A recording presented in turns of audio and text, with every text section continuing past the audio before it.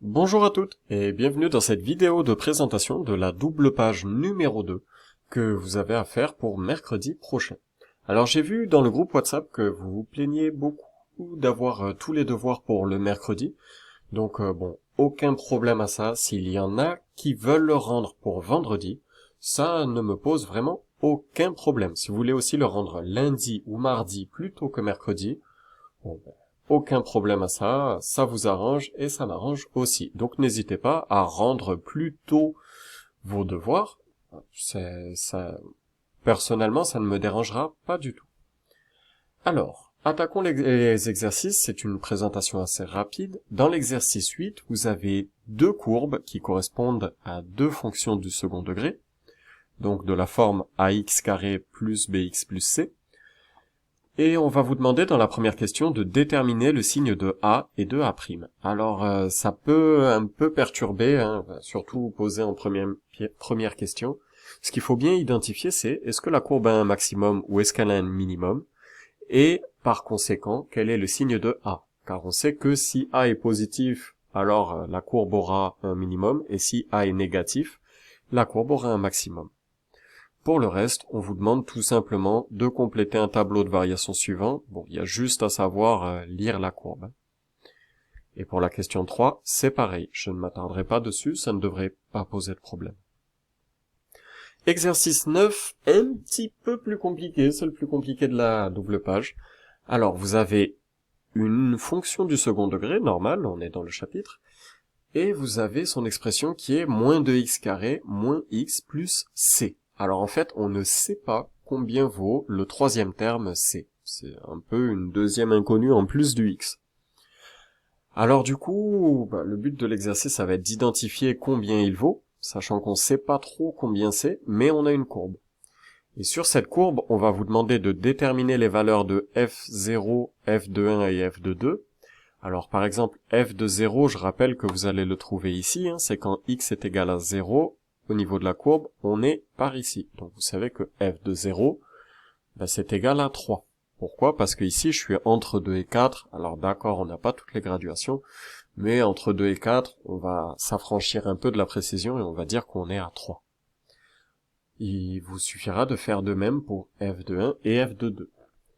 Et ensuite, on vous demande de déduire la valeur du coefficient c de f de x. Alors il y a un truc à voir, et c'est pour ça que je trouve l'exercice un peu complexe, c'est qu'en fait, la valeur en c, c'est la valeur en f de 0. Et vous allez me dire, mais pourquoi? Quel est le rapport entre f de 0 et c? Parce qu'a priori, bon, il n'y a aucun lien entre f de 0 et la valeur de c. Mais en fait, ce qui se passe, c'est que f de 0, c'est comme si on remplaçait x par 0. Et du coup, ma fonction, en f de 0, elle devient moins 2 fois 0, moins 0 plus c.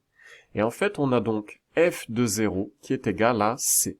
Parce que le 0, ça tue tout, et ça tue le x carré, et ça tue le x. Du coup, il reste plus que le c.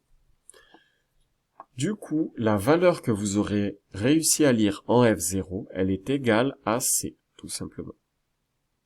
Alors ensuite, on vous demande d'en déduire l'expression de f de x. Bon, vous allez recopier exactement cette équation-là en remplaçant c par le nombre que vous aurez trouvé à la question 2. Et ensuite, on vous demande de vérifier cette expression en calculant f de 0, f de 1 et f de 2. Et là, vous allez me dire, ouais, mais on les a déjà calculés au-dessus. Mais en fait, on vous demande pas tout à fait de le calculer pareil, c'est-à-dire que maintenant qu'on a l'expression de la fonction, ce qu'on vous demande, c'est tout simplement de réinjecter le 0 dans l'équation de la fonction, le 1 dans l'équation, etc., et de vérifier qu'on retombe bien sur les mêmes valeurs du dessus. Sachant que, n'oubliez pas de remplacer, à partir de la question 2, on remplace C par le nombre qu'on a trouvé.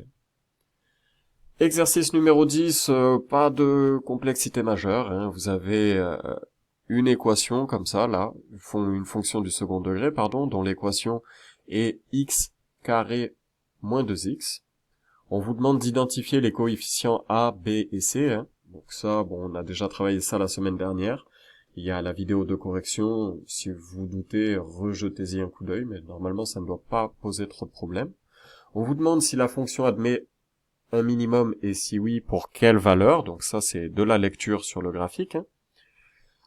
On vous demande ensuite de compléter le tableau de valeurs, c'est encore une fois de la lecture graphique, et de déterminer l'intervalle sur lequel la fonction est décroissante, l'intervalle sur lequel la fonction est croissante, et de compléter le tableau de variation de la fonction qui est ici.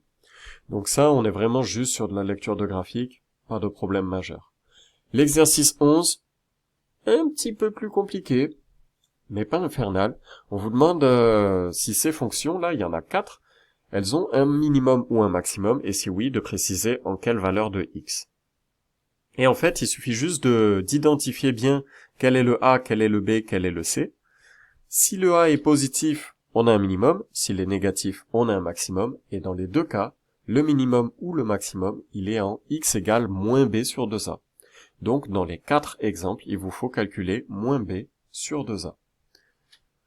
Ça ne devrait pas vous prendre beaucoup de temps. Je pense qu'en 1 heure de travail, vous aurez largement fait l'intégralité du travail demandé en mathématiques pour la semaine. Si vous avez des questions, je reste bien sûr toujours disponible sur le NT. Vous pouvez aussi m'envoyer des WhatsApp, ça ne me pose pas de problème. Je vous souhaite une très bonne semaine et à bientôt.